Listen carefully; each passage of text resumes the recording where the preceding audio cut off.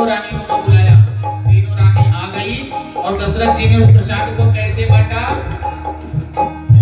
अर्धे भागी कौशल्या दीन्हा, अर्धे भागे कौशल्या दीन्हा, उभय भागे कर लीना, उभय भागे कर लीना।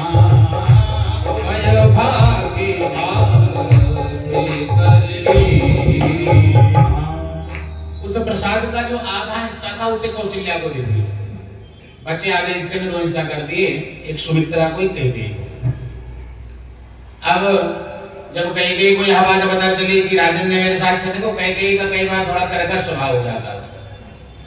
उस दिन बताया था ना मैंने, कर्कश स्वभाव किसे कहते हैं, कल ही बताया था। अब उसको लगा कि राजन ने मेरा अपमान किया है, तो वो भवन में चली गई। प्रसाद को उठा करके उसने खिड़की से पीछे फेंक दिया। अब जटायु जी महाराज उड़ रहे थे, जटायु जी ने देखा प्रसाद, चोंच से उठाए हिमालय पर गए। अंजनी मैया तपस्या कर रही थी, जटायु जी उड़ते उड़ते अंजनी मैया की गोद में प्रसाद को छोड़ दिया और अंजनी मैया ने उस प्रसाद का पान कर लिया। तो उसी प्रसाद के वेगशी प्रभाव से श्री हनुमान जी महाराज का प्राकट्य हुआ। बोले हनुमान जी महाराज की जय। इधर जब कैकेयी को वन में गई, पीछे पीछे दशरथ जी भी गए। क्या हुआ तुमको वन में क्यों आई?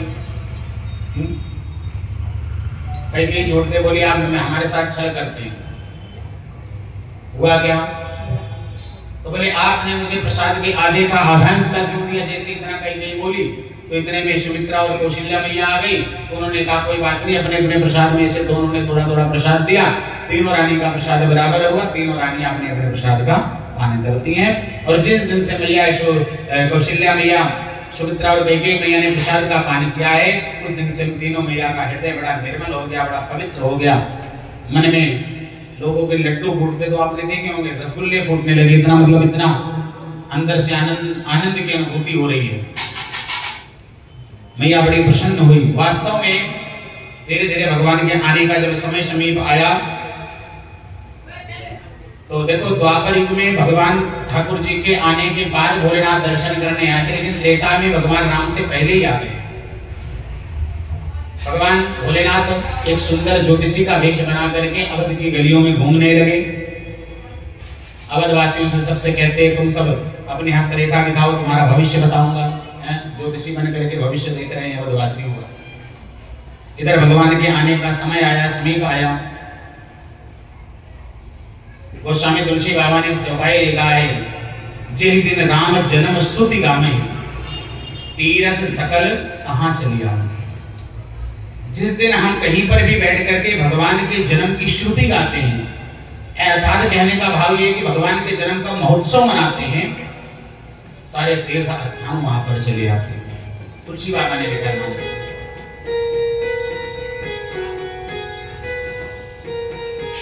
जिस समय भगवान का प्राकट्य हुआ, चैत्र मास शुक्ल पक्ष की 9वीं तिथि को,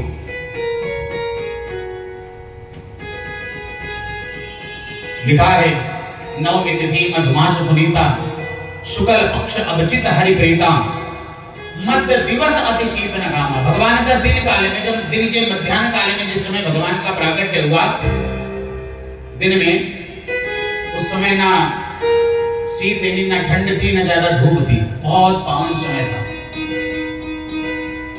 उसी जिस 9वीं को भगवान का प्राकट्य हुआ, उसी के 8 दिन पहले हम लोगों का नववर्ष मनाया जाता है। हम आप लोग नववर्ष 1 जनवरी को मनाते हैं।